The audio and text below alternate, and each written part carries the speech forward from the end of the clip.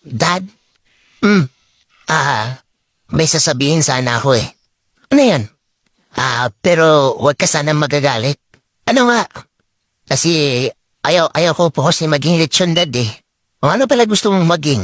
Gusto ko po kasi mag-travel, tapos yung nakasakay lang sa bus, tapos ba't ibang lugar akong dinadala. O ano ang gusto mo? Gusto ko lang kasi maging chicharon. Putang ina, yan ang nga sinasabi ko eh. Pero dad, please, huwag mo ako madad-dad. Hindi kita anak. But dad, that's what I want. Hindi ko pa nahiya sa pamilya natin. Yung nanay mo lechon, earning thousands. Yung auntie mo isa nasa London, nagiging actress na Peppa Pig. Ano pa kaya nang gusto nila dad? Pangarap nila yun. Ang ina, I marinated you for years. And sasabihin mo na magiging chicharon ka lang? Hindi ka nasasama sa mga ate mo na barbecue na sila? Wow! Do you think basiya sila ate doon na nakababad lang sa uling every single night?